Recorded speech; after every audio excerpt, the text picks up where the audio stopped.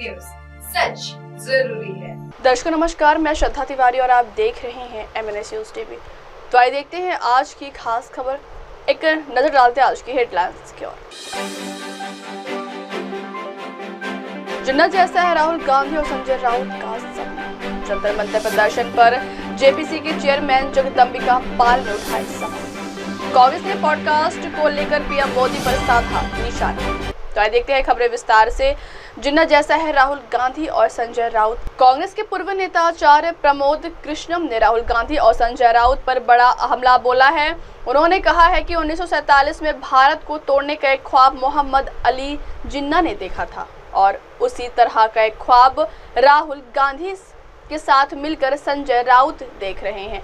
राहुल गांधी जी के साथ रहते रहते राहुल का जो राहु है वो उद्धव ठाकरे जी के परिवार और पार्टी पर आ गया है। प्रमोद कृष्णम ने कहा कि संजय राउत राहुल गांधी जी के साथ मिलकर इस देश को तोड़ने की साजिश कर रहे हैं, क्योंकि उन्हें पता है कि भारत की जनता उन्हें उनके इरादों को समझ चुकी है और अब उन्हें काफी समर्थन नहीं करेगी।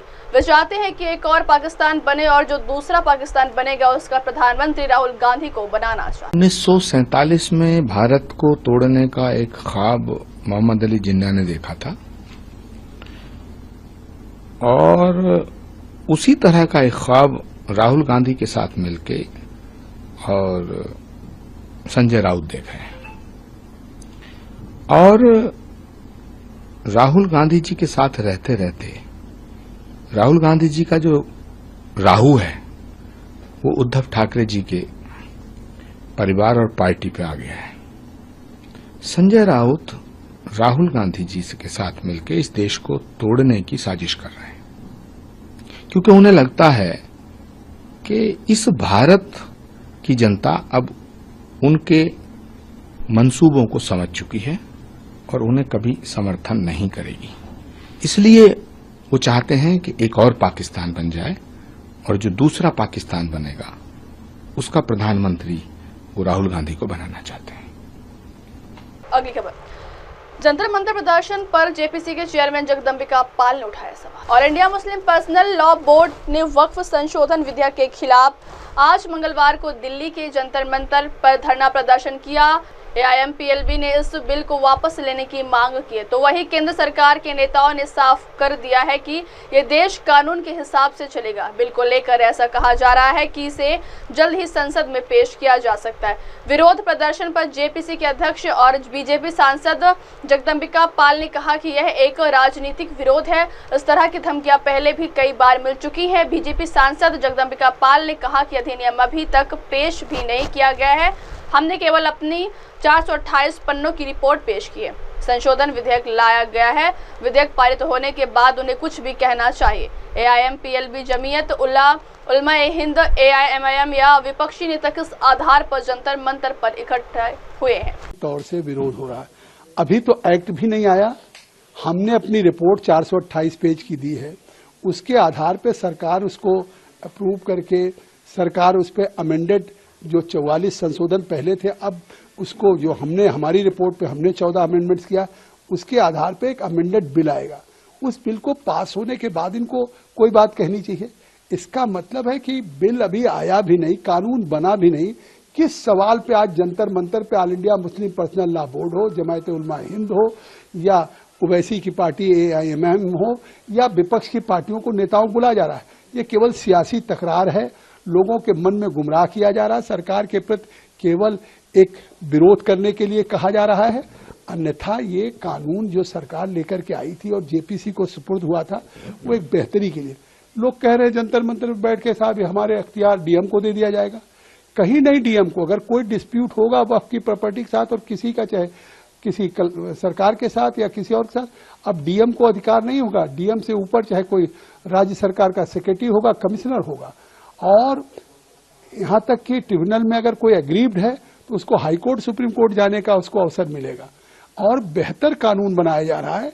इसके बाद भी मुझे तो आश्चर्य है कि किसी एक सवाल को तो बता दें कि इस हमारी रिपोर्ट में उनके हितों पे कुठाराघात होगा या हमने ऐसा कोई प्रावधान किया है जिस पे वो सवाल उठा करके देश को गुमराह कर रहे हैं कि साहब मस्जिद और खानका कब्रिस्तान ये चली जाएंगी, ये केवल देश को झूठ फैलाना है। जी सब वक्त प्रॉपर्टी को लेकिन वो लोग इनसिक्योर हैं। उनका कहना है कि हमारी जमीनों को जबरदस्ती छीना जा रहा है और खासकर जो है हमारी जो रिलीजियस प्लेसेस हैं उनको छेड़ा जा रहा है, और साथ ही ये भी है कि किस तरह से हम लोग को जो है दबाया जा रहा है। और उन्होंने बोला अगर हमारी मांगे नहीं पूरी होती हैं तो शाहीन बाग या जो और प्रोटेस्ट हुई है सीए को लेकर इस तरह की प्रोटेस्ट की जाएगी। देखिए, वक्फ की जमीनों को कोई छीनने नहीं जा रहा है।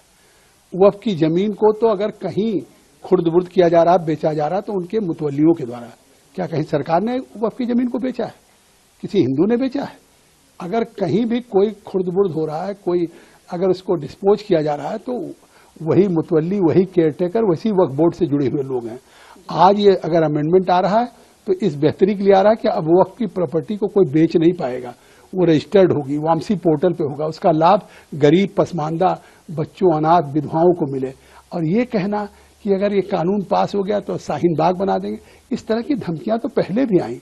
जब आर्टिकल 370 35A हो रहा था तो ऐसी धमकियां आ रही थी कि जम्मू कश्मीर में खून की नदियां बह जाएंगी।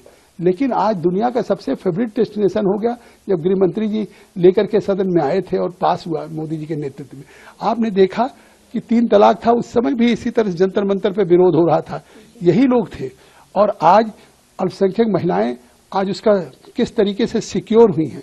तो जिस तरह से महिलाओं के उनकी जिंदगी को, हक हकूक को सिक्योर किया गया, अब वक्फ की प्रॉपर्टी को भी सिक्योर करेगी सरकार। अगली खबर, कांग्रेस ने पॉडकास्ट को लेकर पीएम मोदी पर साधा निशाना। कांग्रेस ने रविवार को प्रधानमंत्री मोदी पर कटाक्ष करते हुए कहा कि पाखंड की कोई सीमा नहीं है। कांग्रेस ने कहा कि पीएम मोदी ने कभी प्रेस कॉन्फ्रेंस नहीं किया, लेकिन एक अमेरिकी पॉडकास्टर के सामने बैठने में वह सहज महसूस करते हैं।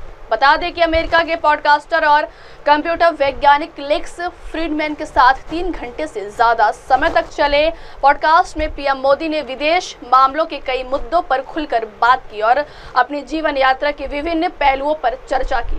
वहीं कांग्रेस महासचिव जयराम रमेश ने पॉडकास्ट पर प्रतिक्रिया देते हुए आलोचना को लोकतंत्र की आत्मा बताने के लिए पीएम मोदी पर निशाना साधा। जयराम रमेश ने पीएम मोदी पर उन संस्थानों को खत्म करने का आरोप लगाया जो उनकी सरकार को जवाबदेह ठहराते हैं। उन्होंने कहा कि पीएम मोदी आलोचकों के लिए प्रतिशोध की भावना रखते हैं। उन्होंने कहा कि जो व्यक्ति प्रेस कॉन्फ्रेंस के मीडिया का सामना करने से डरता है, वह एक विदेशी पॉडकास्टर के सामने खुद को सहज महसूस करता है। जयराम रमेश ने कहा कि पीएम मोदी यह कहने की हिम्मत रखते हैं कि आलोचना लोकतंत्र की आत्मा है, जबकि उन्होंने हर उस संस्थान को खत्म कर दिया जो उनकी सरकार को जवाबदेह ठहराता। अब वक्त हो चला दर्शकों ब्रेक का। ब्रेक से लौटेंगे के बाद देखिएगा देश और दुनिया की तमाम बड़ी खबरें। बने रहिए MNS न्यूज टीवी पर। नमस्कार, मैं हूं Abhishek Bachchan. Keep watching MNS news. आप देख रहे हैं MNS न्यूज, सच जरूरी।